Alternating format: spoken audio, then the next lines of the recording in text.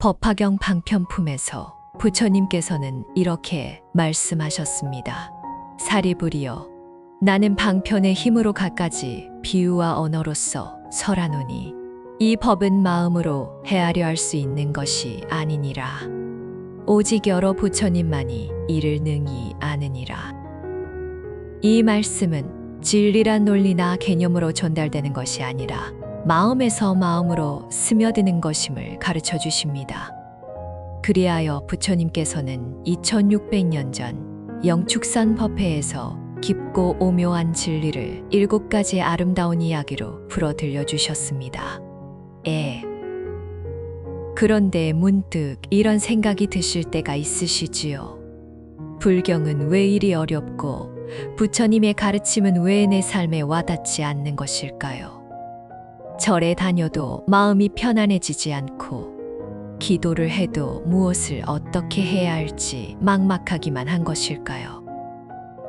열심히 살아왔건만 왜 여전히 삶은 고단하고 마음은 공허하며 나는 어디로 가고 있는지 길을 잃은 것만 같은 것일까요?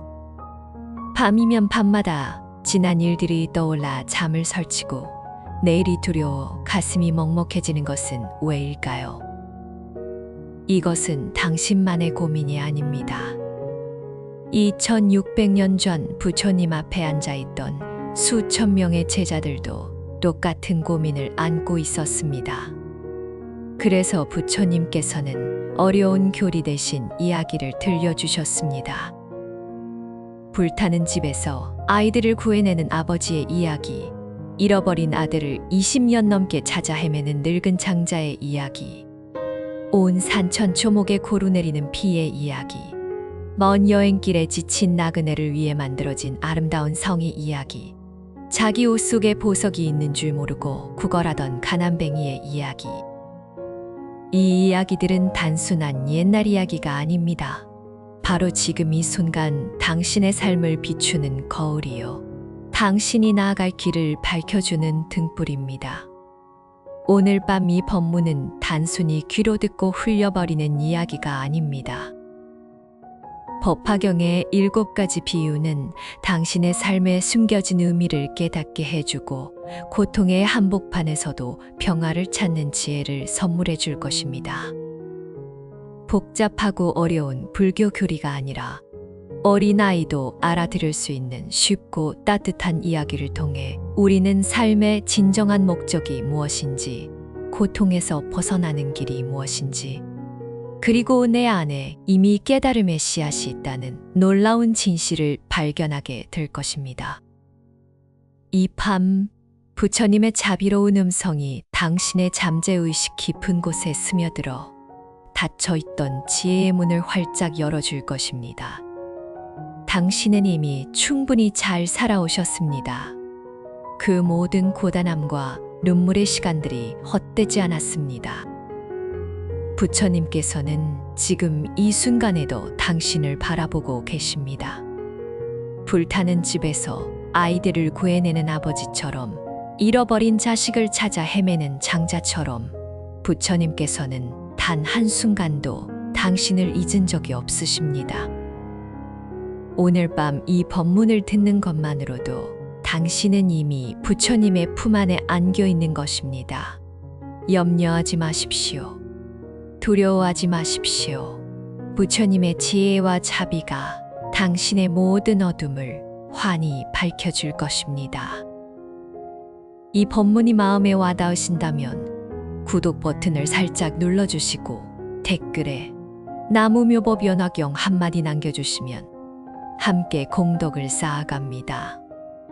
자, 이제 가장 편안한 자세로 누우시거나 자리에 앉아 주십시오. 온몸의 긴장을 부드럽게 풀어내시고 어깨에 무거운 짐을 내려놓으시고 깊은 숨을 천천히 들이쉬고 내쉬어 주십시오. 오늘 하루 당신을 괴롭혔던 모든 걱정과 번민을 이 밤만큼은 잠시 내려놓으시고 오직 들려오는 이 법문에만 마음을 맡겨주십시오. 부처님의 따뜻한 음성이 당신의 귀에 닿을 때마다 마음은 점점 더 평온해지고 몸은 점점 더 편안해지며 영혼은 점점 더 맑아질 것입니다. 이 밤 법화경의 7가지 비유가 당신의 삶에 지혜의 씨앗을 뿌려줄 것입니다. 당신 안에 이미 있는 부처의 본성이 깨어나고 모든 고통의 원인이 사라지며 진정한 평화와 행복이 찾아올 것입니다. 그 믿음 하나만으로 충분합니다. 부처님께서 들려주시는 이야기 속으로 함께 떠나봅시다. 법화경은 부처님께서 열반에 드시기 8년 전 인도 왕사성 인근의 영축산에서 설하신 경전입니다. 이 경전이 탄생한 배경을 알면 왜 부처님께서 비유로 말씀하셨는지, 그리고 이 가르침이 왜 그토록 소중한지를 깊이 이해하실 수 있습니다. 그때 영축산에는 12,000명의 제자들이 모여 있었습니다. 부처님께서 성도하신 지 40여 년이 흐른 시점이었습니다. 그동안 부처님께서는 중생들의 근기에 따라 갖가지 방편으로 법을 설해 오셨습니다. 어떤 이에게는 고통에서 벗어나는 사성제를 설하셨고, 어떤 이에게는 스스로 깨달음을 구하는 연각의 길을 가르치셨으며, 어떤 이에게는 중생을 구제하는 보살의 도를 일러주셨습니다. 이렇게 다양한 가르침을 듣고 수행해온 제자들이었지만 그들 중 상당수는 여전히 의문을 품고 있었습니다. 부처님의 가르침은 왜 이렇게 다양한 것일까? 성문의 길, 연각의 길, 보살의 길, 이 셋 중에 어느 것이 진짜 부처님의 참뜻인가? 나는 과연 성불할 수 있는 것인가? 아니면 영원히 소승의 깨달음에 머물러야 하는 것인가? 바로 이 의문에 답하기 위해 부처님께서는 법화경을 설하셨습니다. 법화경의 핵심 메시지는 명확합니다. 모든 중생은 성불할 수 있다. 일승의 가르침만이 참된 것이며 그동안 설했던 삼승의 가르침은 모두 일승으로 인도하기 위한 방편이었다. 이것이 부처님께서 40여 년의 가르침 끝에 마침내 밝히신 궁극의 진리였습니다.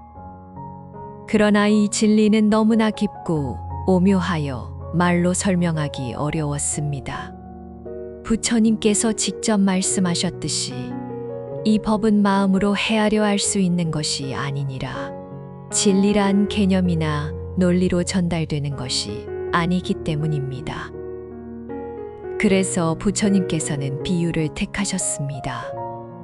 비유는 마음에서 마음으로 직접 전해지는 힘이 있기 때문입니다. 불타는 집의 이야기를 들으면 우리는 자연스럽게 3개의 고통을 느끼게 되고, 장자와 아들의 이야기를 들으면 우리는 저절로 부처님의 자비를 깨닫게 됩니다. 법화경에 담긴 7가지 비유는 각각 경전에 서로 다른 품에 등장합니다. 첫 번째 비유인 삼거하택은 비유품에, 두 번째 비유인 장자공자는 신의 품에, 세 번째 비유인 약초는 약초유품에, 네 번째 비유인 화성은 화성유품에, 다섯 번째 비유인 의주는 오백제자수기 품에, 여섯 번째 비유인 계주는 안락행품에, 일곱 번째 비유인 양이는 열애수량품에 실려 있습니다. 이 7가지 비유는 서로 독립된 이야기이면서도 하나의 큰 주제로 연결되어 있습니다. 그 주제는 바로 이것입니다. 모든 중생에게는 이미 부처의 본성이 있으며 부처님께서는 그 본성을 깨닫게 하기 위해 갖가지 방편을 쓰신다. 선은 이모. 이 비유들이 처음 설해진 것은 2600년 전 인도였지만 그 가르침은 시공을 초월하여 오늘날 우리에게도 생생하게 살아 있습니다. 특히 우리나라에서 법화경은 삼국시대부터 가장 중요한 경전 중 신라의 원효대사는 법화경을 읽고 일체 중생이 모두 부처가 될 수 있다는 진리에 크게 감동하셨고, 고려의 진울스님은 법화경의 가르침을 바탕으로 도노점수의 수행법을 세우셨습니다. 조선시대에는 수많은 스님들이 법화경을 사경하고 독송하며 그 공덕을 일체 중생에게 회양하였습니다. 법화경의 비유들은 단순한 옛날 이야기가 아닙니다. 이 비유들 속에는 우리 삶의 모든 문제에 대한 해답이 담겨 있습니다. 왜 우리는 고통받는가? 어떻게 하면 고통에서 벗어날 수 있는가? 진정한 행복이란 무엇인가? 삶의 목적은 무엇인가? 이 모든 질문에 대해 부처님께서는 비유를 통해 답해 주셨습니다. 이제 우리는 그 비유들을 하나하나 살펴보면서 부처님께서 우리에게 전하고자 하셨던 메시지가 무엇인지 깊이 새겨보겠습니다. 부처님께서 영축산에서 법화경을 설하실 때 하늘에서는 꽃비가 내리고 대지는 6가지로 진동하였다고 합니다. 시방의 모든 부처님과 보살들이 구름처럼 모여들어 이 장엄한 법회를 지켜보았습니다.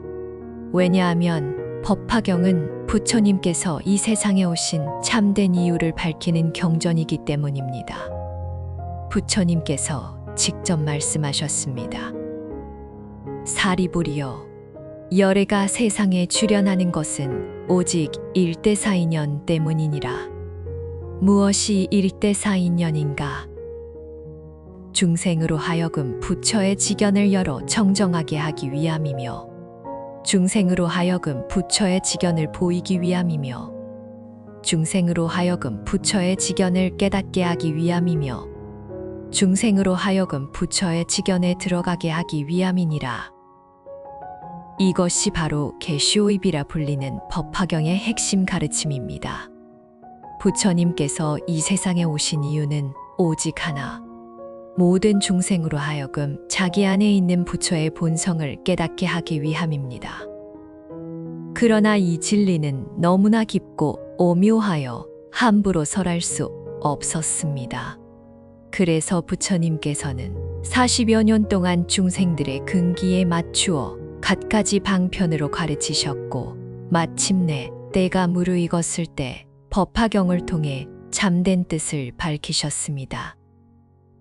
영축산 법회에서 부처님께서 처음 법화경을 설하시려 할 때 놀라운 일이 일어났습니다. 5,000명의 비구, 비구니, 우바세, 우바이가 자리에서 일어나 부처님께 예배하고 물러갔습니다. 그들은 스스로 깨달았다고 생각하여 더 들을 것이 없다고 여겼던 것입니다. 부처님께서는 그들을 만류하지 않으셨습니다. 오히려 말씀하셨습니다. 이 무리가 물러남이 또한 좋으니라. 저들은 뿌리가 얕고 교만이 깊어서 아직 얻지 못한 것을 얻었다 하고 아직 증득하지 못한 것을 증득했다 하느니라. 이 이야기는 우리에게 중요한 교훈을 줍니다. 법화경의 가르침을 받아들이기 위해서는 먼저 자신을 비워야 합니다. 내가 이미 다 알고 있다. 내가 이미 깨달았다는 교만을 내려놓아야 합니다. 빈 그릇에만 물을 담을 수 있듯이 비워진 마음에만 진리가 들어갈 수 있습니다. 오늘 밤 이 법문을 들으시는 당신은 이미 그 준비가 되어 있습니다. 잠자리에 누워 편안한 마음으로 귀 기울이는 것 자체가 마음을 비우는 것이기 때문입니다. 법화경의 7가지 비유는 각각 다른 관점에서 같은 진리를 비추고 있습니다. 첫 번째 삼고화택 비유는 3개가 고통의 집이며 부처님께서 방편으로 우리를 구원하신다는 것을 가르칩니다. 두 번째 창자궁자 비유는 우리가 본래 부처의 자녀이지만 그것을 잊고 방황하고 있다는 것을 보여줍니다. 세 번째 약초 비유는 부처님의 가르침이 모든 중생에게 평등하게 주어진다는 것을 알려줍니다. 네 번째 화성 비유는 중간 목표가 궁극 목표에 이르는 방편이라는 것을 설명합니다. 다섯 번째 의주 비유는 우리 안에 이미 보배가 있으나 그것을 모르고 있다는 것을 깨우쳐 줍니다. 여섯 번째 계주 비유는 부처님께서 가장 소중한 가르침을 마지막에 주신다는 것을. 7번째 양의 비유는 부처님께서 때로는 방편으로 멀어지시는 것처럼 보이지만 실은 우리를 구하기 위함이라는 것을 드러냅니다. 이 모든 비유의 공통된 메시지는 무엇일까요? 그것은 바로 부처님의 무한한 자비와 지혜입니다. 부처님께서는 우리를 한순간도 버리신 적이 없으며 우리가 깨달음에 이르도록 갖가지 방편을 쓰고 계십니다. 그리고 우리 안에는 이미 부처의 본성이 있어서 누구나 성불할 수 있습니다. 이것이 법화경이 경중의 왕이라 불리는 이유입니다. 이제 우리는 이 7가지 비유를 하나하나 자세히 살펴보면서 그 안에 담긴 깊은 지혜를 음미해 보겠습니다. 법화경 비유품에 등장하는 첫 번째 비유인 삼고화택은 우리가 사는 이 세계의 본질을 날카롭게 꿰뚫어 보여줍니다. 이 비유를 깊이 이해하면 왜 우리가 고통받는지, 그리고 어떻게 고통에서 벗어날 수 있는지를 분명히 알 수 있습니다. 옛날 어느 나라에 대단히 부유한 장자가 살았습니다. 그의 집은 넓고 웅장하였지만 아주 오래되어 낡고 허물어져 가고 있었습니다. 벽은 무너지고 기둥은 썩어 있었으며 대들보는 기울어 언제 무너져도 이상하지 않은 상태였습니다.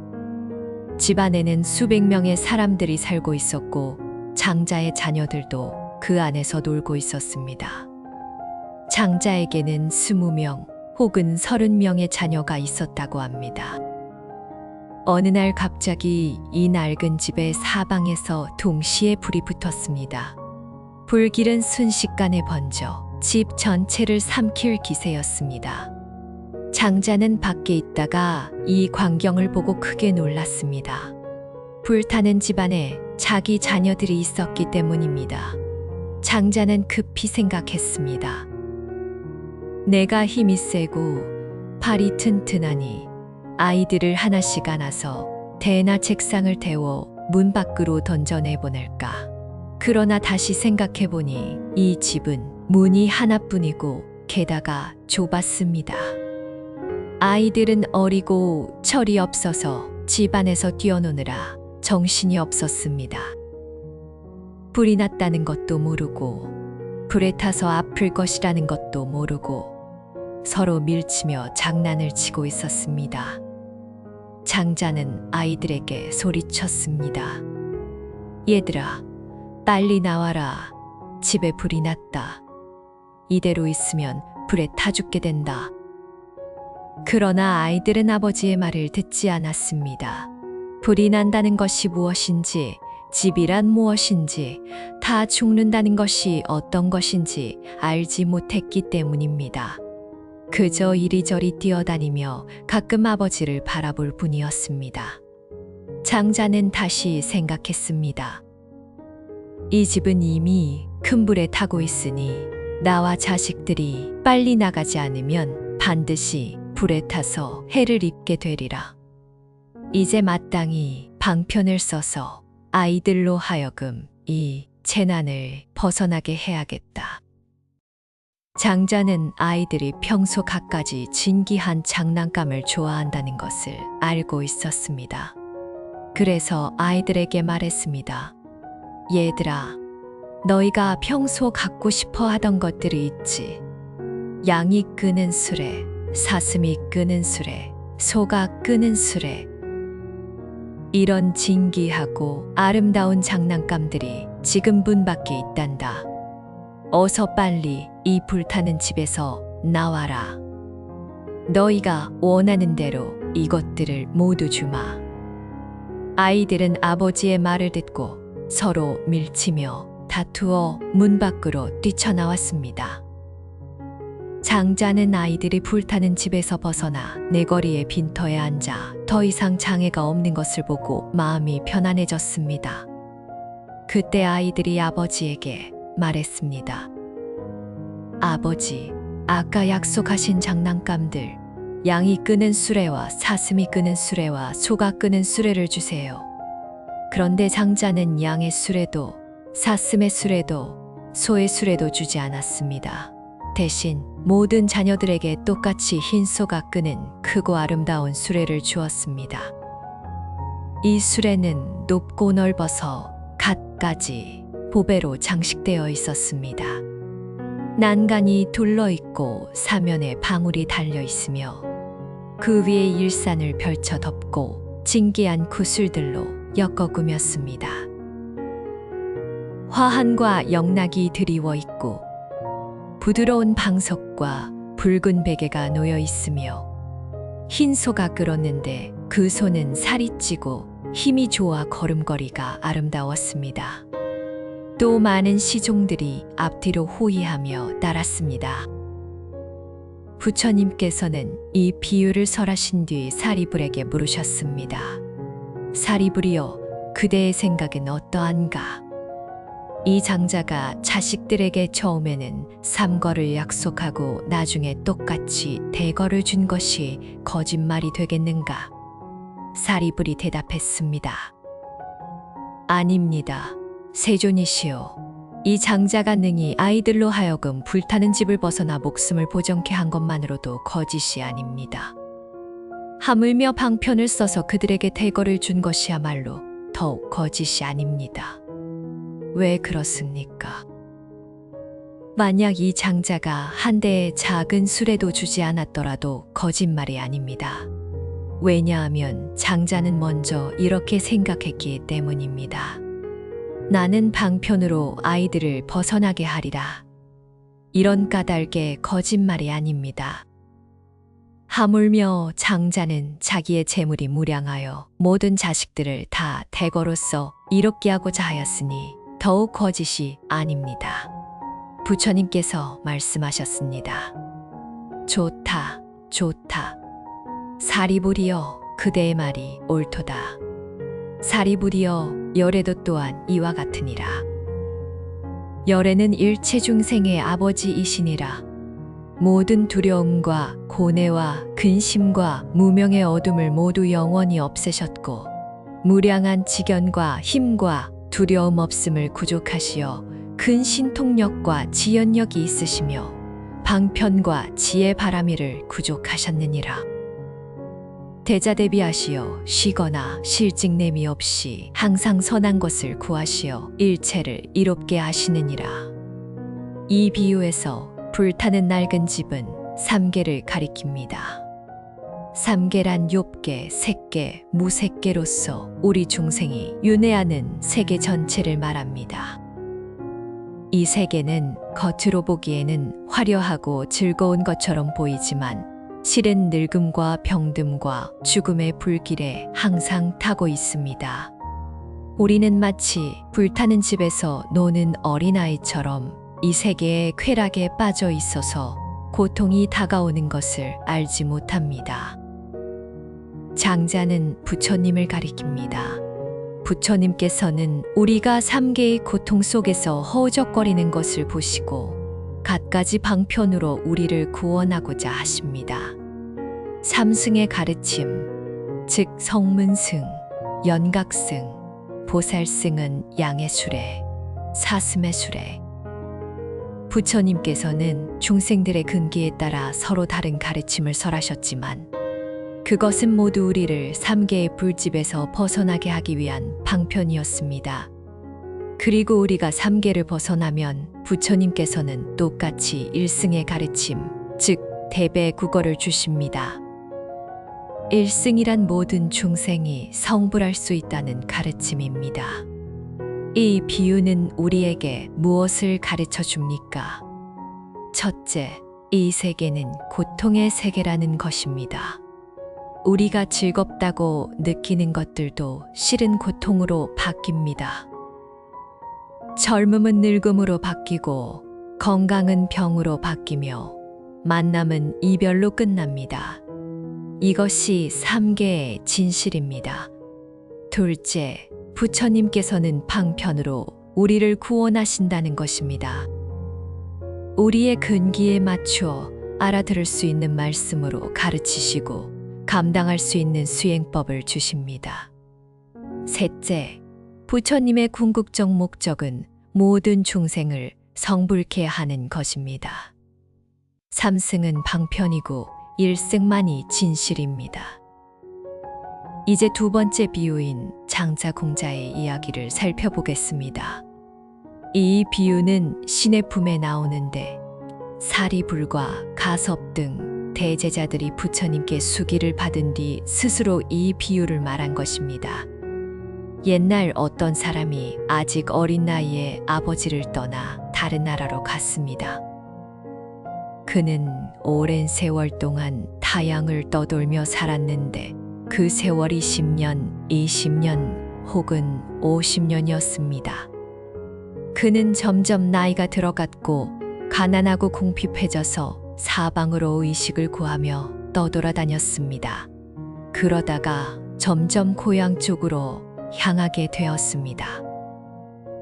한편 그의 아버지는 아들을 잃고 그를 찾아다니다가 어떤 성에 머물렀습니다. 그 집안은 대단히 부유하여 재보가 무량하였습니다. 금, 은, 유리, 산호, 호박, 만호, 진주 등으로 창고가 가득 찼고 코끼리, 말, 소와 양, 수레, 가마가 이루 셀 수 없었습니다. 들어오고 나가는 수익이 무수히 많았고 하인과 심부름꾼이 무수히 많았으며 세력이 미치는 곳이 넓어서 다른 나라 상인들도 많이 왕래하였습니다. 그러나 이 장자에게는 한 가지 큰 근심이 있었습니다. 오래전에 잃어버린 아들 생각뿐이었습니다. 장자는 마음속으로 탄식하였습니다. 나는 늙고 쇠하였건만 재물은 많구나. 그러나 아들이 없으니 언젠가 내가 죽으면 재물이 흩어져 맡길 곳이 없겠구나. 장자는 항상 아들을 그리워하며 50여 년을 기다렸습니다. 그때 그 가난한 아들이 품팔이를 하며 여기저기 떠돌다가 우연히 아버지의 집에 이르렀습니다. 그는 문에 서서 멀리 아버지를 바라보았습니다. 아버지는 사자좌에 앉아 보배로 장식된 발판에 두 발을 들이우고 있었습니다.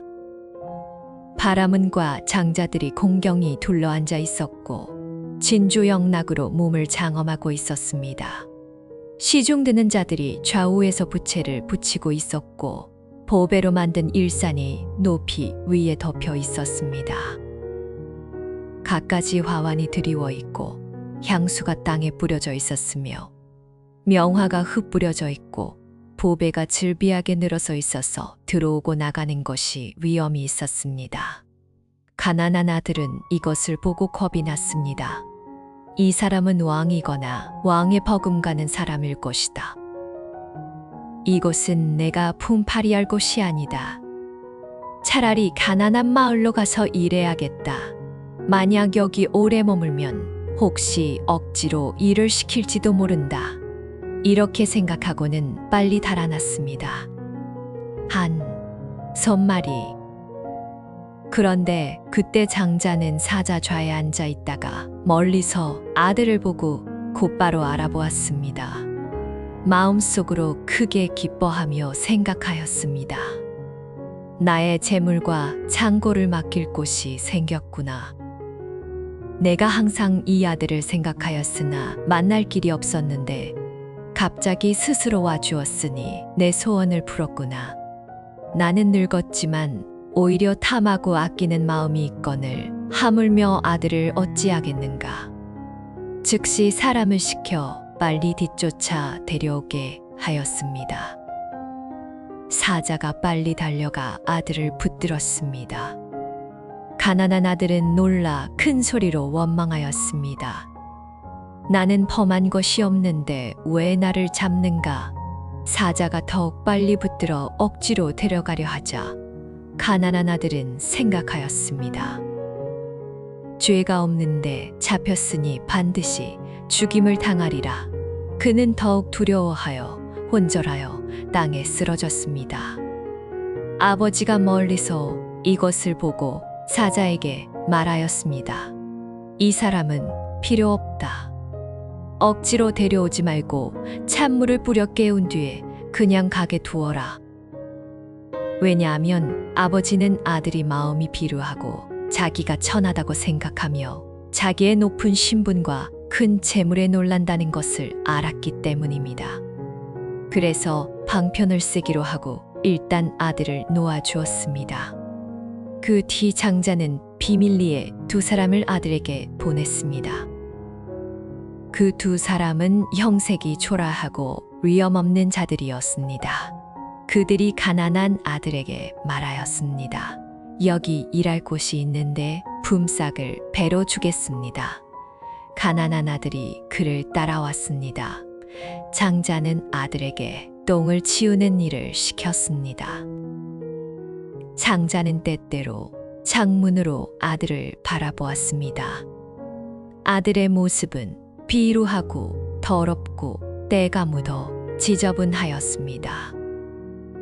그래서 장자는 영락을 풀고 부드러운 좋은 옷을 벗고 더럽고 해진 옷으로 갈아입고 먼지를 묻혀서 오른손에 똥 치우는 도구를 들고 아들에게 다가갔습니다. 그리고 방편으로 아들에게 친해져서 말하였습니다. 너는 여기서 일해라. 품삯을 더 주겠다. 기름과 쌀이 필요하면 내가 주겠다. 늙은 종도 있으니 필요하면 쓰거라. 네 마음을 편안히 해라. 나는 네 아버지와 같으니 다시는 근심하지 말아라. 이렇게 20년이 지났습니다. 가난한 아들은 점점 마음이 열려 자유롭게 드나들게 되었으나 여전히 본래 살던 곳에 머물렀습니다. 그 뒤 장자가 병이 들어 죽을 때가 가까워졌음을 알았습니다. 장자는 가난한 아들에게 말하였습니다. 나는 이제 금과 은과 진귀한 보배가 많아 창고에 가득하다. 그 중에서 가져가야 할 것과 주어야 할 것, 그 많고 적음을 네가 다 알아라. 나의 마음이 이러하니 마땅히 내 뜻을 알아라. 왜냐하면 이제 나와 너는 다르지 않으니 더욱 힘써서 빠트림이 없도록 하여라. 그때 가난한 아들은 장자의 명을 받아 재물을 다루었으나 여전히 본래 살던 곳에 머물면서 가난한 마음을 버리지 못하였습니다. 또 오랜 시간이 지나 장자는 아들의 뜻이 점점 커지고 스스로 부끄러워하는 마음이 생긴 것을 알았습니다. 죽을 때가 가까워지자 장자는 아들에게 명하여 친척과 왕, 대신, 장자, 거사들을 모두 불러 모으게 하였습니다. 그리고 그들에게 말하였습니다. 여러분, 이 사람이 나의 아들입니다. 내가 낳은 아들입니다. 내가 어느 성에 있을 때 이 아이가 나를 떠나 달아나 고생하며 떠돌아다닌 지 50여 년이 되었습니다. 본래 이름은 아무개이고 나의 이름은 아무개입니다. 옛날 내가 아이를 찾으며 근심 속에 이 성에 왔습니다. 내가 가진 모든 재물은 다 이 아이의 것입니다. 들어오고 나간 것을 이 아이가 다 압니다. 그때야 가난한 아들은 아버지의 말을 듣고 크게 기뻐하며 생각하였습니다. 나는 본래 구하는 마음이 없었는데 이제 보물창고가 저절로 찾아왔구나.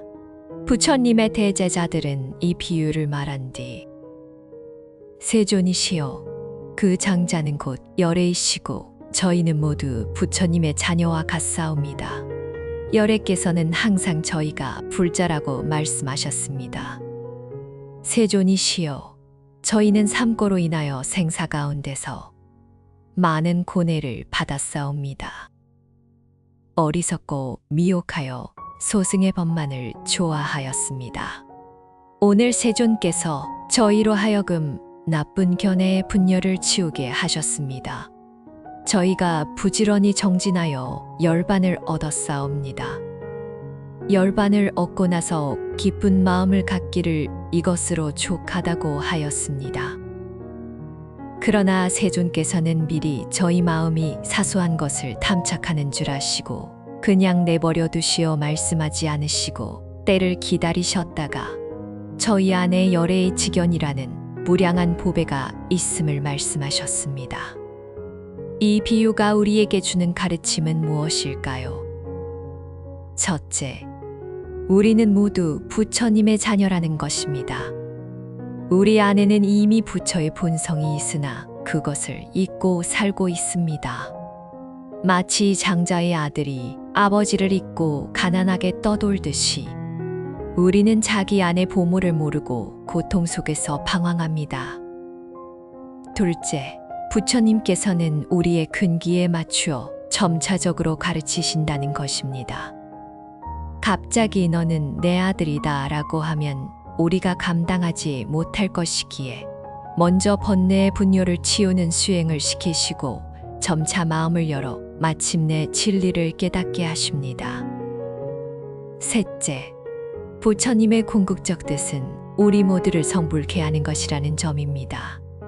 장자가 모든 재산을 아들에게 물려주듯이 부처님께서는 부처의 직연이라는 무량한 보배를 우리 모두에게 주고자 하십니다. 부처님의 가르침은 차별이 없이 모든 중생에게 고루 내린다는 것이 약초 비유의 핵심 메시지입니다. 이 비유를 통해 우리는 부처님의 무한한 자비와 지혜가 어떻게 각자의 근기에 맞게 작용하는지를 이해할 수 있습니다.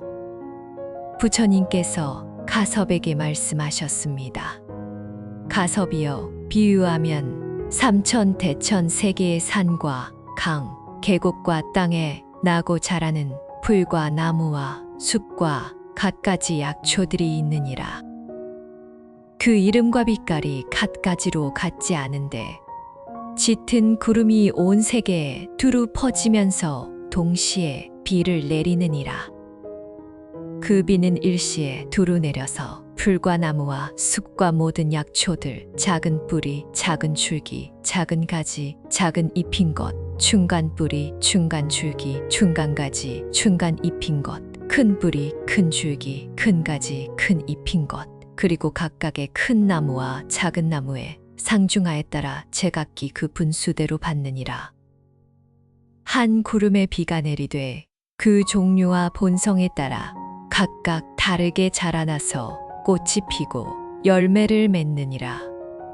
비록 한 땅에서 나고 한 비에 졌지만 모든 풀과 나무가 각각 차별이 있느니라. 가섭이여, 열애도 또한 이와 같아서 세간의 출현함이 마치 큰 구름이 일어남과 같으니라. 큰 음성으로 세계에 두루 미쳐서 하늘과 사람과 아수라 등에게 이르기를 나는 열애요, 응공이요, 정변지요, 명행족이요, 선서요, 세간애요, 모상사요, 조어장부요, 전인사요, 부처요, 세존이니라. 아직 건너지 못한 자를 건네주고 아직 해탈하지 못한 자를 해탈케 하며 아직 편안하지 못한 자를 편안케 하고 아직 열반에 이르지 못한 자를 열반에 이르게 하느니라. 현재와 미래를 진실 그대로 아느니라.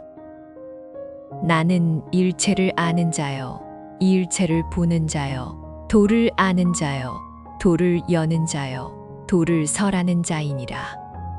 너희 하늘과 사람과 아수라 등은 모두 여기 와서 법을 들으라.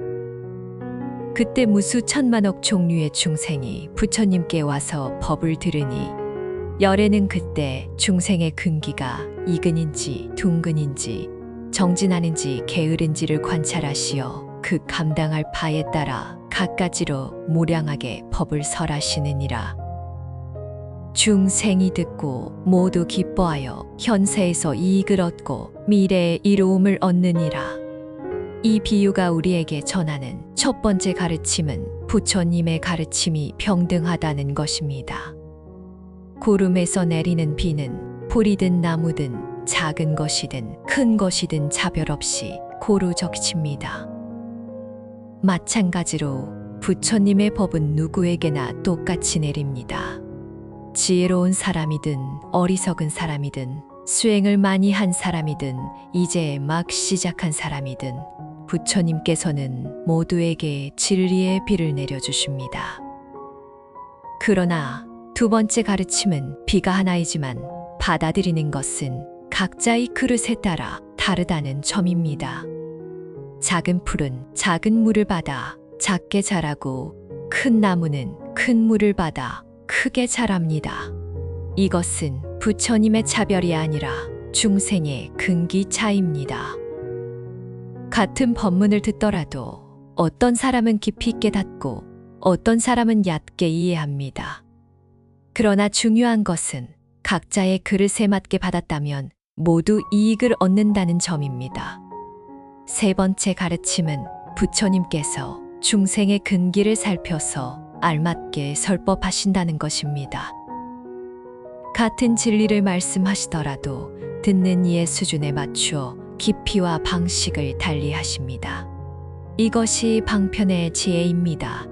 어린아이에게는 어린아이의 언어로, 학자에게는 학자의 언어로 설하시되 그 핵심은 하나입니다. 모든 중생을 깨달음으로 인도하는 것. 이 비유를 우리 삶에 적용하면 어떻게 될까요? 우리는 종종 남과 비교하며 괴로워합니다. 왜 나는 저 사람만큼 수행이 깊지 않을까? 왜 나는 저 사람만큼 복이 많지 않을까? 그러나 약초 비유는 말합니다. 비교할 필요가 없습니다. 작은 풀은 작은 풀대로 아름답고 큰 나무는 큰 나무대로 훌륭합니다. 각자 자기 분수에 맞게 자라면 되는 것입니다. 부처님께서는 당신에게 맞는 가르침을 주고 계십니다. 그것을 기쁘게 받아들이고 정진하면 반드시 꽃이 피고 열매가 맺힙니다. 이제 네 번째 비유인 화성 비유를 살펴보겠습니다. 이 비유는 화성 유품에 나오며 방편의 지혜가 왜 필요한지를 생생하게 보여줍니다. 부처님께서 비구들에게 말씀하셨습니다. 비유하면 험하고 나쁜 길이 있는데 아주 멀어서 500유순이나 되며 두렵고 험악하여 사람이 없는 곳이니라. 만약 여러 사람이 이 길을 지나 보배가 있는 곳에 가고자 한다면 한 도사가 있어 밝고 통달하여 험한 길을 잘 아느니라. 여러 사람을 인도하여 이 어려움을 지나게 하려 하느니라. 인도받는 사람들이 도중에 피곤해져서 도사에게 말하느니라. 우리는 지쳐서 또한 두렵습니다. 이제 더 나아갈 수 없으니 앞길이 아직도 머니 돌아가고 싶습니다. 도사가 갖가지 방편을 많이 알아서 생각하느니라. 이 무리가 불쌍하구나. 어찌하여 큰 보배를 버리고 돌아가려 하는가. 이렇게 생각하고 방편의 힘으로 험한 길 300유순쯤 가서 성을 변화시켜 만들어 여러 사람에게 말하느니라. 두려워하지 말라. 너희는 돌아가지 말라. 지금 이 큰 성에 들어가 각자 마음대로 하되 만약 이 성에 들어가면 곧 편안히 쉴 수 있으리라. 만약 능히 보배가 있는 곳으로 나아가면 가도 좋으니라. 그때 피곤했던 사람들이 마음속으로 크게 기뻐하며 전에 없던 생각을 하느니라. 우리가 이제 나쁜 길을 벗어나 편안히 쉴 곳을 얻었구나. 곧 화성에 들어가 스스로 이미 건넜다고 생각하며 편안히 쉬느니라. 그때 도사가 이 사람들이 이미 쉬어서 피곤함이 없어진 것을 알고 곧 그 성을 없애며 여러 사람에게 말하느니라. 너희 모두 오라. 보배가 있는 곳이 가깝다. 앞서 그 큰 성은 내가 변화시켜 만들어 쉬게 한 것이니라. 비구들이여, 열애도 또한 이와 같으니라. 지금 너희를 위하여 큰 도사가 되어 모든 생사의 번뇌라는 나쁜 길이 험하고 멀고 어려운 것을 아느니라. 마땅히 건너고 마땅히 벗어나야 하느니라. 만약 중생이 다만 일불승을 들으면 부처를 보지 않으려 하고 친근하지 않으려 하느니라.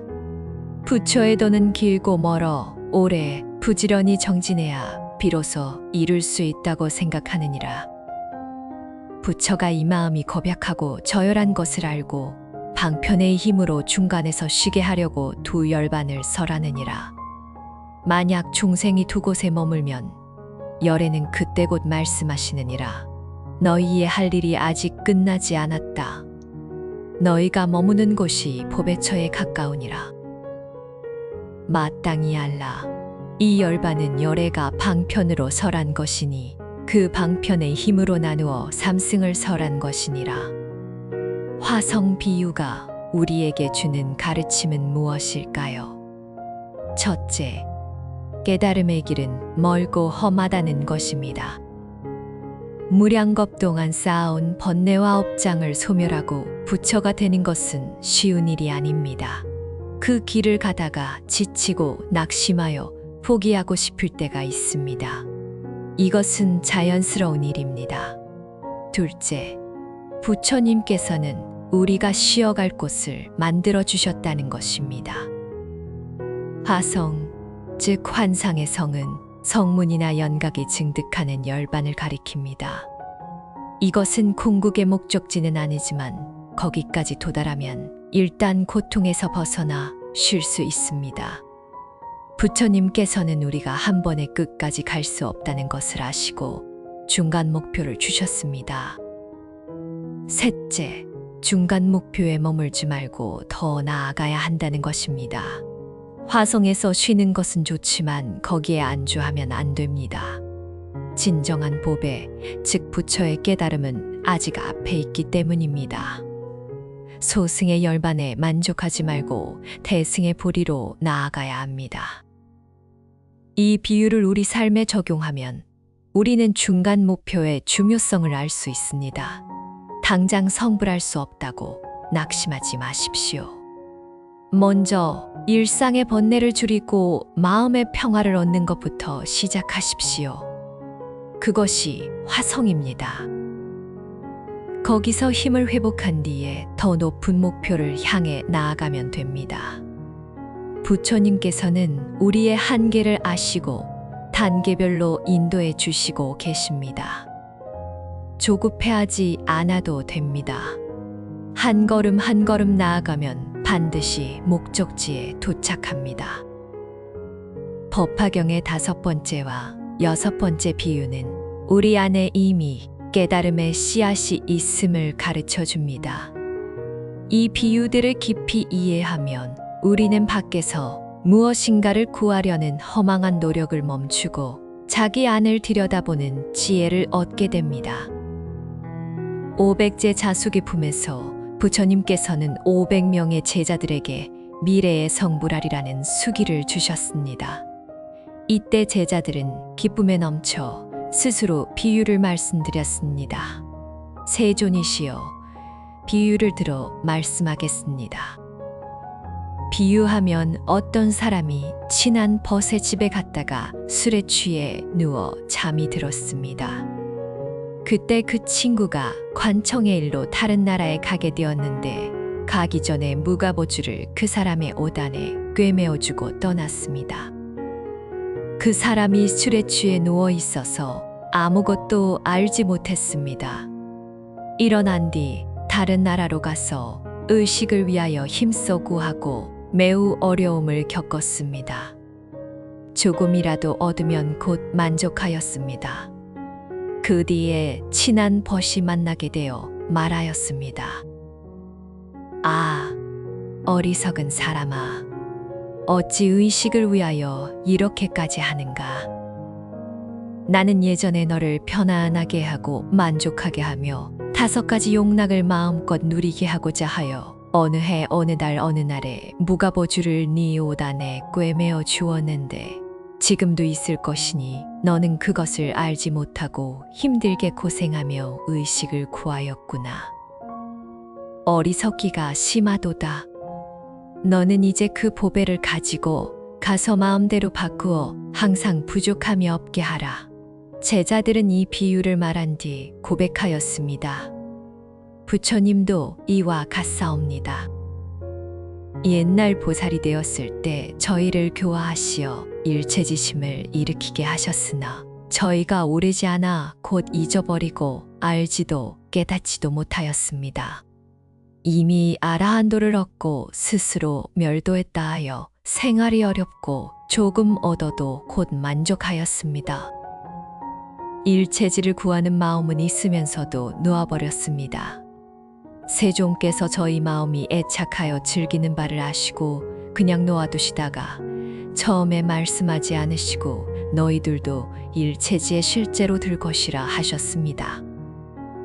저희는 소멸이라 말씀하신 것을 이미 얻었다 생각하고 다만 이것뿐인 줄로만 알고 무상보배를 알지 못했습니다. 오늘 세종께서 깨우쳐 주시니 말씀하시기를 비구들이여 너희가 얻은 것은 궁극의 멸이 아니니라.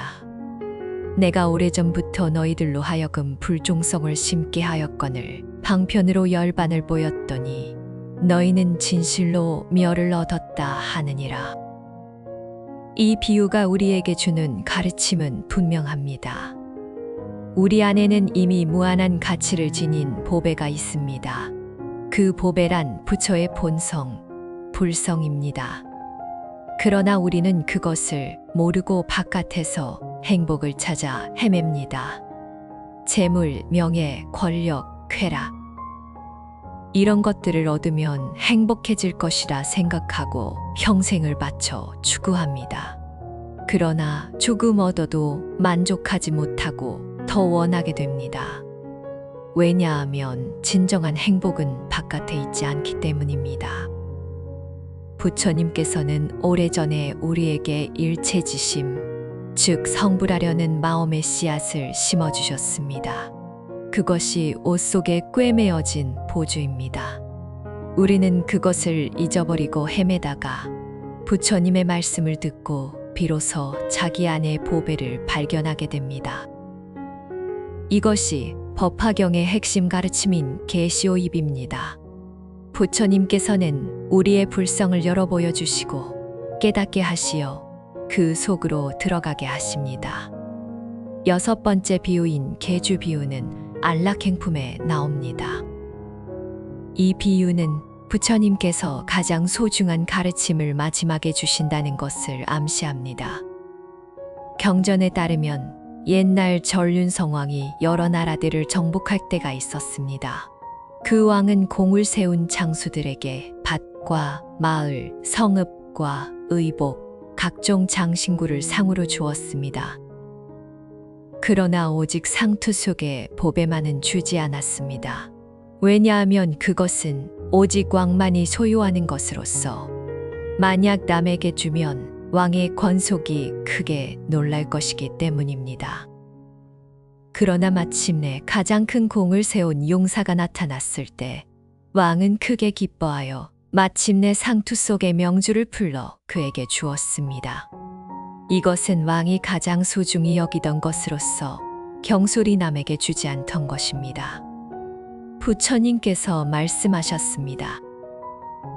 열애도 또한 이와 같으니라. 선정과 지혜의 힘으로 법의 나라를 얻고 삼계에서 왕이 되었으나 마왕들이 굴복하지 않느니라. 열애의 현명한 장수들이 그들과 싸우는데 공을 세운 자에게 기쁜 마음으로 3장의 말씀 가운데서 선정과 해탈, 모르의 근과 력과 갖가지 법제를 주시며 또 열반의 성을 주시어 멸도를 얻었다 이르시되 그 마음을 인도하여 모두 기뻐하게 하시느니라. 그러나 법화경은 설하시지 않으셨느니라. 가섭이여, 그 전륜성왕이 마침내 큰 공을 보고 크게 기뻐하여 상투 속에 명주처럼 오래 숨겼던 기이한 것을 드디어 주는 것처럼 열애도 또한 이와 같으니라. 대중 가운데서 큰 법왕이 되어 오직 큰 법으로서 교화하느니라. 중생들이 큰 공을 세우면 그때 비로소 법화경의 깊은 뜻을 설하느니라. 이 법화경은 묻경 중에 가장 으뜸 가는 것으로서 항상 지니고 있으면서 경솔히 설하지 않았다가 이제 마침내 너희들을 위하여 설하노라. 이 비유가 우리에게 전하는 메시지는 법화경의 가르침이 가장 귀중하고 심오하다는 것입니다. 부처님께서는 40여 년 동안 갖가지 법을 설하셨지만 가장 궁극적인 가르침인 법화경은 마지막에 설하셨습니다. 왜냐하면 중생들의 근기가 성숙해져야 이 가르침을 받아들일 수 있기 때문입니다. 의주 비유와 계주 비유의 공통된 가르침은 이것입니다. 우리 안에는 이미 부처의 보배가 있으며 그 보배를 발견하고 얻는 것이 수행의 목적입니다. 그러나 이 진리는 너무나 깊고 오묘하여 단번에 알려주어도 받아들이기 어렵습니다. 그래서 부처님께서는 방편으로 점차 인도하시다가 마침내 때가 되었을 때 궁극의 진리를 드러내십니다. 이것을 우리 삶에 적용하면 우리는 자기 안을 들여다보는 훈련이 필요합니다. 우리가 찾고 있는 행복, 평화, 의미, 깨달음은 바깥 어딘가에 있는 것이 아닙니다. 이미 우리 안에 있습니다. 다만 잊고 있을 뿐입니다. 마치 옷 속에 보석이 있는 줄 모르고 구걸하던 가난뱅이처럼 우리는 자기 안에 보물을 모르고 바깥에서 헤매고 있습니다. 명상과 기도는 바로 이 보물을 발견하는 방법입니다. 마음을 고요히 하고 자기 안을 들여다볼 때 우리는 부처의 본성을 만나게 됩니다. 그 순간 모든 불안과 두려움이 사라지고 깊은 평화가 찾아옵니다. 왜냐하면 우리가 진정으로 원하던 것을 이미 소유하고 있었음을 깨닫기 때문입니다. 오늘 밤 잠자리에 누워 계신 당신에게도 이 보물이 있습니다. 당신 안에 부처의 씨앗이 있고 무한한 지혜와 자비의 가능성이 있습니다. 지금은 그것을 느끼지 못하더라도 괜찮습니다. 조급해하지 마십시오. 부처님께서는 당신을 위해 이 보물을 숨겨두시고 때가 되면 발견하도록 인도하고 계십니다. 이 법문을 듣는 것 자체가 이미 그 여정의 일부입니다. 법화경의 마지막 비유인 양의 비유는 열의 수량품에 나옵니다. 이 비유는 부처님께서 영원히 우리와 함께 하신다는 위대한 진리를 드러내며 동시에 방편의 최고 경지를 보여줍니다. 이 비유를 깊이 이해하면 우리는 부처님에 대한 신심이 더욱 깊어지고 삶의 모든 순간에 부처님이 함께 하신다는 확신을 얻게 됩니다. 부처님께서 말씀하셨습니다. 비유하면 어떤 좋은 의사가 있어서 지혜가 뛰어나 방약을 잘 알아 모든 병을 잘 다스렸습니다. 그에게는 많은 아들이 있었는데 그 수가 10명이나 20명이나 100명이었습니다. 어느 날 의사가 다른 나라에 갈 일이 있어서 집을 떠났습니다. 아버지가 떠난 뒤에 아들들이 다른 사람이 준 독약을 마셔서 번민하며 땅에 굴러다녔습니다. 이때 아버지가 집으로 돌아왔습니다. 아들들이 독약을 먹어 어떤 이는 본심을 잃고 어떤 이는 본심을 잃지 않았습니다. 멀리 아버지를 보고 모두 크게 기뻐하며 저라고 물었습니다. 잘 돌아오셨습니다. 저희가 어리석어서 잘못하여 독약을 먹었습니다. 원하옵건대 고쳐주시어 다시 목숨을 주소서. 아버지는 아들들이 고통받는 것을 보고 여러 경험에 의하여 좋은 약초로 빛과 향과 맛이 모두 갖추어진 것을 찾아 절구에 빻아 걸러서 아들들에게 주면서 말하였습니다. 이것은 큰 좋은 약으로서 빛과 향과 맛이 모두 갖추어졌으니 너희들이 이것을 먹으면 빨리 고통이 없어지고 다시는 질환이 없으리라. 아들들 가운데 본심을 잃지 않은 자는 이 좋은 약을 보고 빛과 향이 다 좋음으로 곧 먹어서 병이 완전히 나았습니다.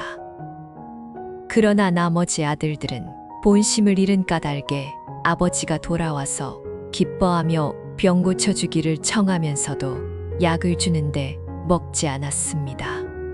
왜냐하면 도끼가 깊이 들어서 본심을 잃었으므로 이 향기로운 좋은 약을 좋지 않다고 여겼기 때문입니다. 아버지는 생각하였습니다. 이 아들들이 가엾구나. 독에 미혹되어 마음이 모두 뒤바뀌었다. 비록 나를 보고 기뻐하며 구료를 정하지만 이와 같이 좋은 약을 주어도 먹지 않으니 이제 마땅히 방편을 써서 이 약을 먹게 하리라. 너희들이 알아야 할 것이 있다. 나는 이제 늙고 쇠하여 죽을 때가 가까이 왔다. 이 좋은 약을 이제 여기에 두고 가노니 너희는 가져다 먹고 낫지 않을까 근심하지 말아라. 이렇게 가르쳐주고 다시 다른 나라로 갔습니다. 가서는 사람을 보내어 너희 아버지가 이미 돌아가셨다고 알리게 하였습니다. 이때 아들들이 아버지가 등지고 죽었다는 말을 듣고 마음속에 크게 슬퍼하였습니다. 이렇게 생각하였습니다. 만약 아버지가 계셨으면 우리를 가엾이 여기시고 능히 구호하셨을 텐데 이제 우리를 버리시고 타국에서 돌아가셨으니 스스로 고아가 되어 돌볼 데가 없구나. 항상 슬퍼하다가 마음이 비로소 깨어 이 약이 빛과 향이 좋고 맛도 좋음을 알고 곧 가져다 먹으니 독병이 모두 나았습니다. 그 아버지가 아들들이 모두 나았다는 말을 듣고 곧 돌아와서 모두 만나보았습니다. 선남자들이여, 그대들의 생각은 어떠한가? 능히 이 좋은 의사에게 허망한 죄가 있다고 말할 자가 있겠는가? 대중이 대답하였습니다. 아닙니다. 세존이시여. 부처님께서 말씀하셨습니다. 나도 또한 이와 같으니라. 성불한지 지금 무량 백천만호 나유타 아승기겁이 되었으나 중생을 위한 까닭에 방편의 힘으로 마땅히 멸도한다 말하며 또한 나를 능히 법으로 허망하다 할 자가 없느니라. 이 비유에서 좋은 의사는 부처님을 가리킵니다. 아들들은 우리 중생이며 독약은 번뇌와 무명입니다. 좋은 약은 부처님의 가르침입니다. 그런데 이 비유의 핵심은 아버지가 죽었다고 거짓말한 대목에 있습니다. 왜 좋은 의사가 거짓말을 했을까요? 경전에서 부처님께서 직접 설명하셨습니다. 사실 부처님께서는 영원히 살아계십니다. 성불하신 이래로 무량겁이 지났지만 열반에 드신 적이 없습니다. 그런데 왜 열반을 보이실까요? 그것은 중생들을 위한 방편입니다. 만약 부처님께서 항상 세상에 계시면 중생들이 게을러지고 방일해져서 수행을 등한시하게 됩니다. 부처님이 늘 계시니까 나중에 해도 되겠지 라고 생각하기 때문입니다. 그래서 부처님께서는 열반을 보이십니다. 부처님께서 떠나시면 중생들은 그리워하고 그 가르침을 소중히 여기며 열심히 수행하게 됩니다. 마치 아버지가 죽었다는 소식을 듣고 비로소 약을 먹은 아들들처럼 말입니다. 그러나 실제로 부처님께서는 한순간도 우리를 떠나신 적이 없습니다. 항상 우리와 함께 계시면서 갖가지 방편으로 인도하고 계십니다. 열애수량품에서 부처님께서는 직접 이렇게 말씀하셨습니다. 나는 항상 여기에 있어 설법을 하되 방편의 힘으로 멸한다, 아니 멸한다 보이느니라. 다른 국토에 중생이 있어 공경하고 믿고 즐기는 마음이 있으면 나는 다시 저 가운데서 위없는 법을 설하되 너희가 이것을 듣지 못하고 내가 멸도한다 생각하느니라. 이것이 법화경이 전하는 가장 위대한 메시지입니다. 부처님께서는 영원히 살아계십니다. 육신은 열반에 드셨지만 법신은 영원합니다. 우리가 간절히 부르면 언제 어디서든 부처님께서 응하십니다. 이것이 상주불멸의 진리입니다. 7가지 비유를 통해 법화경이 전하는 핵심 가르침을 정리하면 다음과 같습니다. 첫째, 삼계는 고통의 세계이며 부처님께서는 우리를 그 고통에서 구해내신다. 둘째, 우리는 모두 부처님의 자녀이며 잃어버린 본성을 되찾아야 한다. 셋째, 부처님의 가르침은 모든 중생에게 평등하게 내리며 넷째, 중간 목표는 궁극 목표에 이르기 위한 방편이다. 다섯째, 우리 안에는 이미 깨달음의 보배가 있다. 여섯째, 가장 귀중한 가르침은 때가 되었을 때 드러난다. 일곱째, 부처님께서는 영원히 우리와 함께 하시며 갖가지 방편으로 인도하신다. 이 가르침들의 공통 주제는 무엇일까요? 그것은 일체 중생이 모두 성불할 수 있다는 것입니다. 부처님께서는 우리 안에 이미 부처의 본성이 있음을 알려주시고 그것을 깨닫도록 방편으로 인도하시며 결국 모든 중생을 성불케 하고자 하십니다. 이것이 부처님께서 이 세상에 오신 일대사인연입니다. 오늘 밤 이 법문을 듣고 계신 당신은 이미 부처님의 인도를 받고 있습니다. 당신 안에도 부처의 씨앗이 있습니다. 지금은 그것이 보이지 않더라도 이 가르침을 듣고 수행을 계속하면 언젠가 반드시 그 씨앗이 싹을 틔우고 꽃을 피울 것입니다. 부처님께서는 당신을 한순간도 버리신 적이 없습니다. 지금 이 순간에도 당신 곁에서 자비로운 눈으로 바라보고 계십니다. 깨달음이란 멀리 있는 것이 아닙니다. 바로 이 순간, 이 자리에서 자기 마음을 돌이켜보는 것이 깨달음의 시작입니다. 고통의 원인이 밖에 있다고 생각하지 마십시오. 그것은 우리 마음 안에 있습니다. 마음이 바뀌면 세상이 바뀝니다. 이것이 일체유심조의 진리입니다. 오늘 밤 편안히 잠드시면서 이 가르침을 마음에 새기십시오. 당신은 부처님의 자녀입니다. 당신 안에 부처의 본성이 있습니다. 당신은 반드시 성불할 수 있습니다. 이 믿음 하나로 충분합니다. 나머지는 부처님께서 인도해 주실 것입니다. 법화경의 가르침을 삶 속에서 실천하는 구체적인 방법을 알아보겠습니다. 이 수행법들은 누구나 쉽게 따라할 수 있으며 꾸준히 실천하면 마음의 평화와 삶의 복을 불러올 것입니다. 첫 번째 수행법은 매일 법화경 관세음보살 보문품을 독송하는 것입니다. 관세음보살 보문품은 법화경 25번째 품으로서 관세음보살의 위신력과 자비를 찬탄하는 내용입니다. 이 품을 독송하면 관세음보살의 가피로 모든 재난에서 벗어나고 소원이 성취된다고 경전에서 약속하고 있습니다. 매일 아침 세수하고 양치질한 뒤 단정히 앉아 합장하고 보문품을 한번 독송하십시오. 처음에는 읽는데 20분 정도 걸리지만 익숙해지면 15분이면 충분합니다.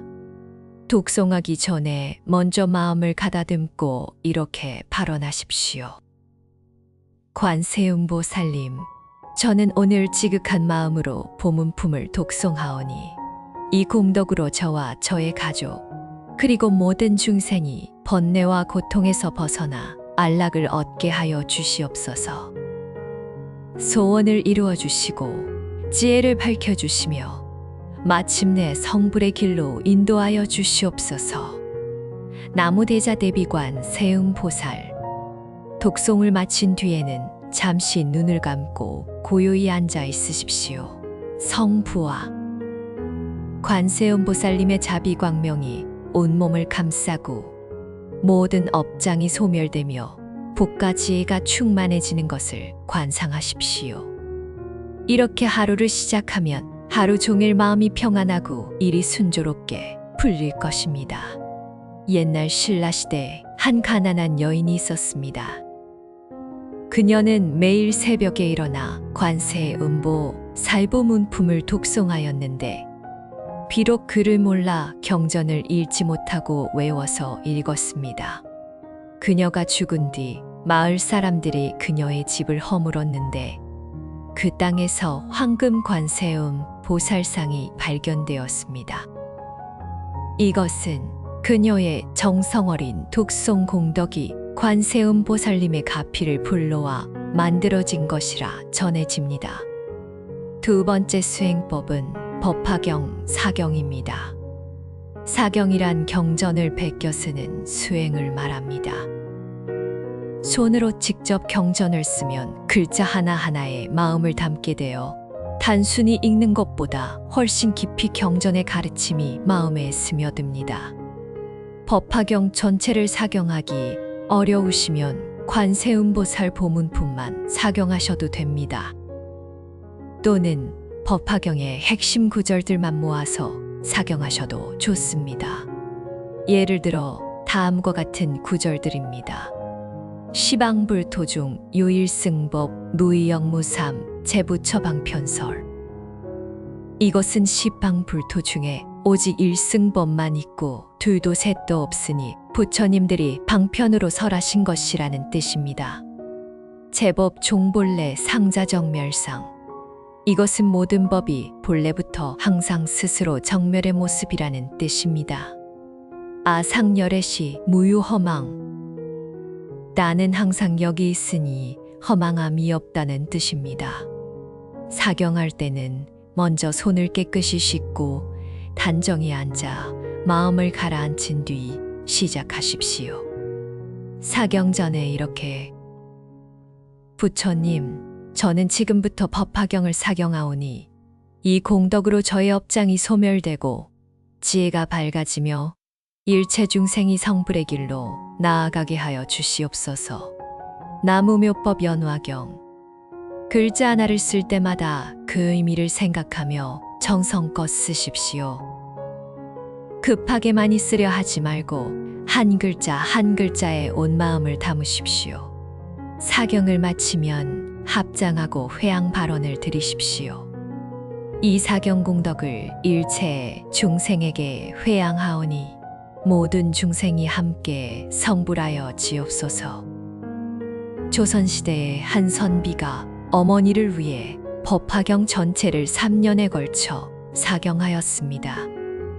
그 뒤 어머니는 병이 나았고 선비 자신도 과거에 급제하여 높은 벼슬에 올랐습니다. 이것은 사경 공덕의 영험함을 보여주는 이야기입니다. 세 번째 수행법은 일상에서 보시를 실천하는 것입니다. 법화경의 가르침에 따르면 복은 보시에서 옵니다. 보시란 남에게 베푸는 것을 말합니다. 재물을 보시하는 제시, 가르침을 보시하는 법시, 두려움을 없애주는 무해시가 있습니다. 매일 작은 보시라도 실천하십시오. 절에 가실 때 1,000원이라도 시주하시고 거리에서 구걸하는 분을 만나면 조금이라도 드리십시오. 돈이 없으면 미소를 보시하십시오. 친절한 말 한마디, 따뜻한 눈길 하나도 보시입니다.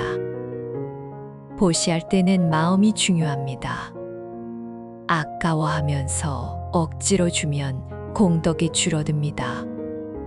기쁜 마음으로 베풀면 작은 것도 큰 공덕이 됩니다. 또한 받는 사람을 무시하면 안 됩니다. 받는 사람이 나에게 복을 지을 기회를 주었다고 생각하며 감사하는 마음으로 보시하십시오. 보시할 때 이렇게 발언하십시오. 이 보시의 공덕으로 받는 이의 고통이 사라지고 주는 저의 탐욕이 녹아지며 일체 중생이 복과 지혜를 갖추게 하여 주시옵소서. 법화경 야광보살 본사품에는 야광보살이 자신의 몸을 태워 부처님께 공양한 이야기가 나옵니다. 이것은 완전한 보시의 극치를 보여줍니다. 우리가 야광보살처럼 할 수는 없지만 매일 작은 보시를 꾸준히 실천하면 마음에서 탐욕이 사라지고 자비가 자라납니다. 네 번째 수행법은 법화경의 7가지 비유를 묵상하는 것입니다. 오늘 밤 들으신 7가지 비유를 자주 떠올리며 그 의미를 되새기십시오. 잠자리에 누우시면 먼저 삼고아택 비유를 떠올리십시오. 이 세상이 불타는 집과 같으며 부처님께서 방편으로 우리를 구해내신다는 것을 생각하십시오. 그리고 이렇게 발언하십시오. 부처님, 저를 3개의 불집에서 건져주시옵소서. 탐욕과 성냄과 어리석음의 불길에서 벗어나 청정한 열반의 언덕에 이르게 하여 주시옵소서. 다음으로 장자공자 비유를 떠올리십시오. 내가 부처님의 자녀이며 본래 무한한 보배의 상속자라는 것을 생각하십시오. 그리고 이렇게 발언하십시오. 부처님, 저로 하여금 스스로를 하찮게 여기는 마음에서 벗어나게 하여 주시옵소서. 제 안에 있는 부처의 본성을 깨닫고 부처님의 참된 자녀가 되게 하여 주시옵소서. 이런 식으로 7가지 비유를 차례로 묵상하며 발언하십시오. 이렇게 하면 비유의 가르침이 마음 깊이 새겨지고 잠든 사이에도 잠재의식에서 지혜가 자라납니다. 5번째 수행법은 나무묘법 연화경 연부를 하는 것입니다. 나무묘법 연화경이란 묘법 연화경에 귀의한다는 뜻입니다. 이 경전의 이름을 부르는 것만으로도 무량한 공덕이 있다고 합니다. 매일 아침 저녁으로 나무묘법 연화경을 108번씩 외우십시오. 염주를 돌리며 외우시면 횟수를 세기 편합니다. 급하게 외우지 말고 천천히 또박또박 외우십시오. 한 번 외울 때마다 온 마음을 담아 정성껏 외우십시오. 염불할 때 이렇게 발언하십시오. 나무묘법 연화경. 이 염불공덕으로 저의 업장이 소멸되고 복과 지혜가 늘어나며 일체 중생이 함께 성불하게 하여 주시옵소서. 나무묘법 연화경. 일본의 니치렌 스님은 법화경의 제목을 외우는 것만으로도 성불할 수 있다고 가르쳤습니다. 왜냐하면 묘법 연화경이라는 제목 자체에 경전의 모든 공덕이 담겨 있기 때문입니다. 경전을 다 읽을 시간이 없더라도 제목만 정성껏 외우면 같은 공덕을 얻을 수 있습니다. 6번째 수행법은 일승의 마음으로 살아가는 것입니다. 법화경의 핵심 가르침은 일승, 즉 모든 중생이 다 성불할 수 있다는 것입니다. 이 가르침을 일상에서 실천하려면 모든 사람을 부처가 될 존재로 존중해야 합니다. 누군가를 만나면 마음속으로 이렇게 생각하십시오. 이분도 부처가 될 분이시다. 지금은 부처의 본성이 드러나지 않았지만 언젠가는 반드시 깨달아 성불하실 것이다. 이렇게 생각하면 어떤 사람도 함부로 대하지 않게 됩니다. 나를 미워하는 사람도 나에게 해를 끼치는 사람도 모두 미래의 부처입니다. 또한 자기 자신도 부처가 될 존재로 믿으십시오. 나는 하찮은 존재가 아니다. 나도 부처의 씨앗을 가지고 있으며 수행을 통해 그 씨앗을 꽃 틔울 수 있다. 이 믿음이 수행의 원동력이 됩니다. 매일 밤 잠자리에 들기 전에 이렇게 발언하십시오. 부처님, 오늘 하루도 부처님의 가피로 무사히 지냈습니다. 제가 오늘 만난 모든 분들이 복과 지혜를 갖추어 성불하시기를 발언합니다. 저 또한 게으름을 버리고 정진하여 언젠가 반드시 성불하겠습니다. 나무묘법 연화경. 이러한 수행법들을 꾸준히 실천하면 점차 마음이 맑아지고 삶이 변화하는 것을 느끼게 됩니다. 급한 마음을 내지 마십시오. 씨앗을 심은 뒤에 곧바로 열매를 기대하지 않듯이 수행도 꾸준히 쌓아가면 때가 되어 열매를 맺습니다. 부처님께서는 우리가 수행하는 모든 순간을 지켜보고 계시며 적절한 때에 적절한 인연을 만들어 우리를 성불로 인도해 주실 것입니다. 오늘 밤 법화경의 7가지 비유를 함께 살펴보았습니다. 이 가르침들의 핵심을 다시 한번 마음에 새기며 정리해 보겠습니다. 삼거와 택 비유는 이 세상이 고통의 불치빔을 가르쳐 줍니다.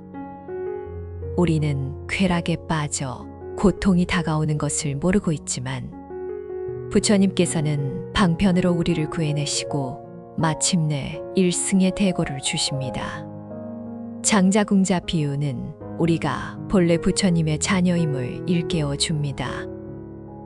비록 지금은 자기 본성을 잊고 가난하게 헤매고 있지만 부처님께서는 포기하지 않으시고 점차적으로 인도하시어 마침내 모든 보배를 물려주십니다.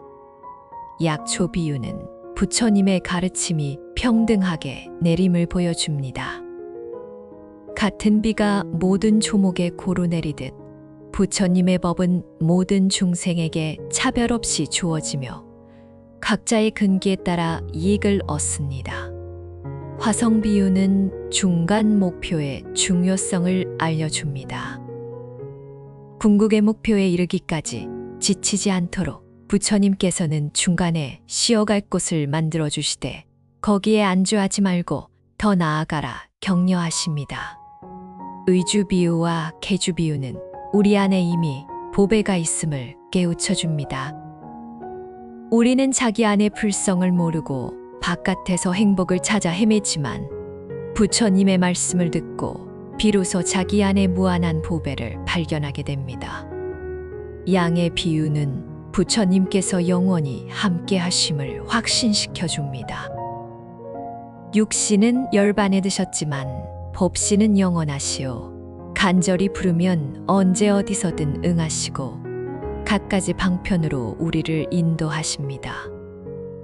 이 모든 가르침의 핵심은 하나입니다. 일체 중생이 모두 성불할 수 있다.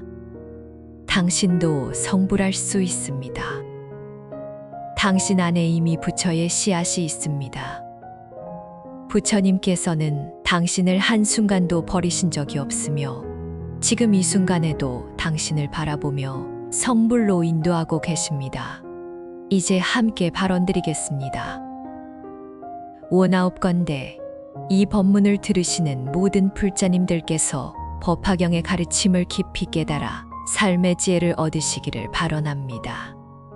원하옵건대 오늘 밤 당신의 잠재의식에 부처님의 말씀이 깊이 스며들어 닫혀있던 지혜의 문이 활짝 열리기를 발언합니다. 원하옵건대 당신이 겪고 있는 모든 고통과 번뇌가 부처님의 가피로 소멸되어 마음의 평화와 안락에 깃들기를 발언합니다. 원하옵건대 당신의 모든 소원이 때가 되어 성취되고 복과 지혜가 날로 늘어나기를 발언합니다. 원하옵건대 당신과 당신의 가족이 건강하고 행복하며 항상 부처님의 가호 아래 안온하게 지내시기를 발언합니다. 원하옵건대 일체 중생이 함께 성불하여 더 이상 고통받는 이가 없는 세상이 오기를. 이 법문이 당신의 지친 마음에 작은 위안과 평화를 주셨다면 댓글에 나무묘법 연화경 한마디 남겨주시어 이 공덕을 함께 나누어 주시는 것은 어떨까요? 오늘 밤도 부처님의 자비 광명 속에서 편안하고 깊은 잠 이루시길 바랍니다. 당신의 꿈속에서도 부처님께서 함께 하시며 7가지 비유의 지혜가 마음에 스며들어 밝은 내일을 여시기를 빕니다. 나무묘법 연화경 나무묘법 연화경